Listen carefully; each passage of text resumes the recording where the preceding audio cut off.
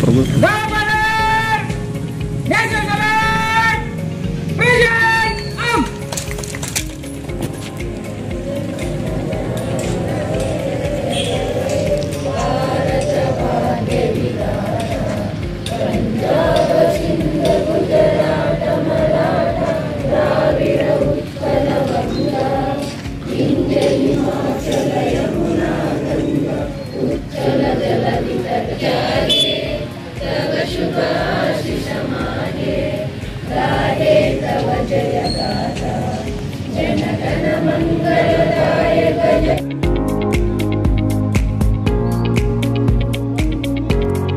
ಎಪ್ಪತ್ತಾರನೇ ಗಣರಾಜ್ಯೋತ್ಸವವನ್ನು ನಾವು ಸಂಬಂಧ ಆಚರಿಸ್ತಾ ಇದ್ದೀವಿ.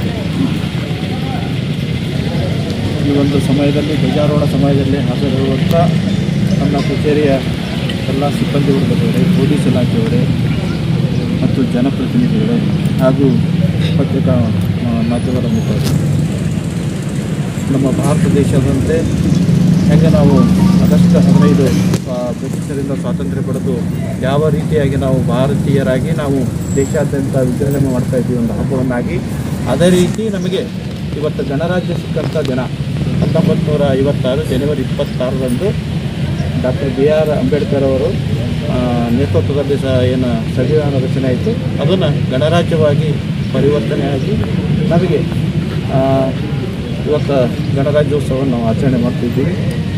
ಈ ಗಣರಾಜ್ಯೋತ್ಸವದ ಶುಭಾಶಯಗಳನ್ನು ಎಲ್ಲರಿಗೂ ನಾನು ತಾಲೂಕಾಡಳಿತವರೆಗೆ ತಿಳಿಸ್ತಾ ಇದ್ದೇನೆ.